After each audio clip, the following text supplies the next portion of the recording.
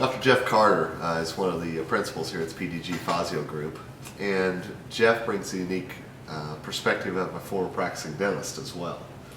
So, blending the former practicing dentist, blending the design aspect. Tell me about green in the dental office from your vantage point.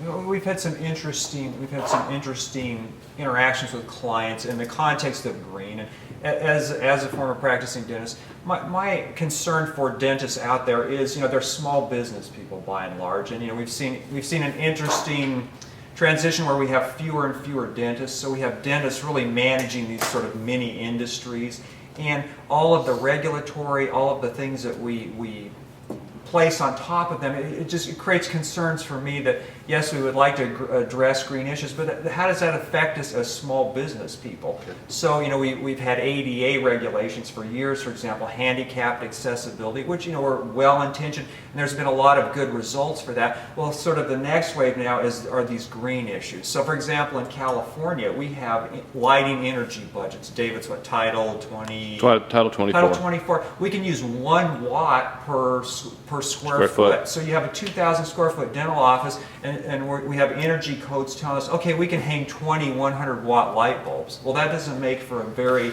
scintillating dental office, and it actually creates issues where we're trying to properly light operatories so we can have procedures, we can have task lighting, we can have patient lighting, but it's creating some challenges for us. There's a lot of good in it, but it's a balancing act, and we want to address as much as we can of the green issues, but in the context of running a small business. And yes, we're carrying healthcare providers, and we want to do the right thing for people, but we need to run profitable, successful businesses, and that's good for everybody.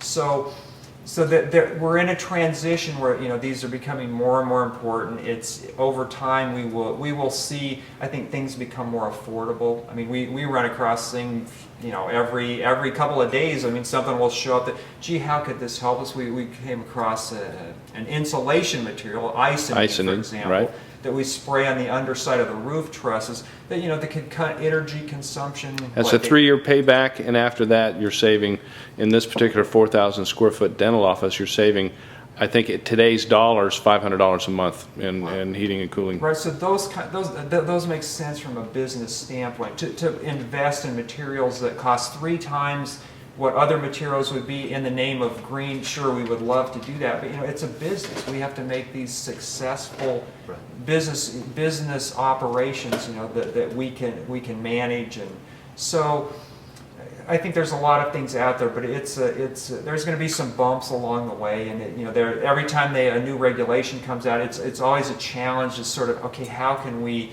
adapt our design work to meet the new regulatory hurdles that are put in front of us. And so a lot of our adaptation to that will be regulatory. I mean, people, obviously, in a new administration and things coming, I think we're going to see a push, even, a greater push in that direction towards greens.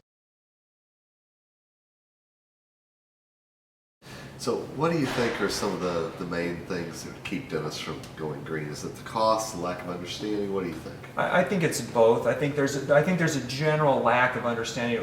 What is green? I mean, it's a kind of a catch-all phrase for things that are environmentally friendly. They save us on energy costs, things sort of in that category. I mean, we on a day-to-day basis, it's a moving target. We couldn't define 100% what does it mean to be green today in a dental office, because tomorrow something else may show up. We talked about icing, a way to insulate under roof rafters that save all kinds of energy consumption. Well, we found out about that a couple of months ago. Things come up, they show up that are beneficial. Dentists, I mean, you're busy practicing away. There you are at the chair. You have a patient. You see 20 patients today. You don't have a lot of time to go in your office and research green issues. Maybe you do a little bit at night. I mean, we do it full time, and it's a moving target.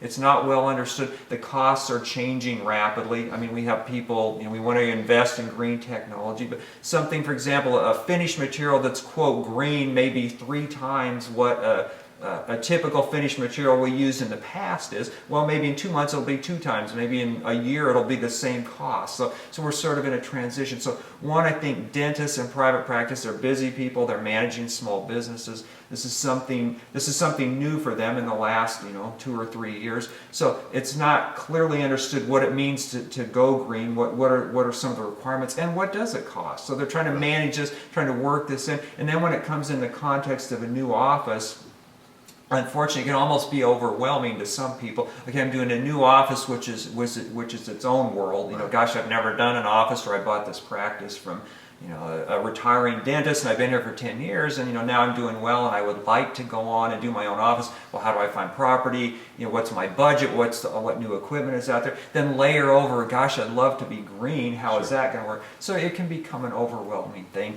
and it's another regulatory, it's another cost implication that would concern every dentist. But yes, we're healthcare providers, we're professionals, we care for the public at large, we want to do the right thing. So as much as it makes sense in the context of managing and running a successful small business, we want to do everything we can, to address those green issues. So you're right, it's a question of cost and an understanding what is green and what are the many layers of complexity that address green issues.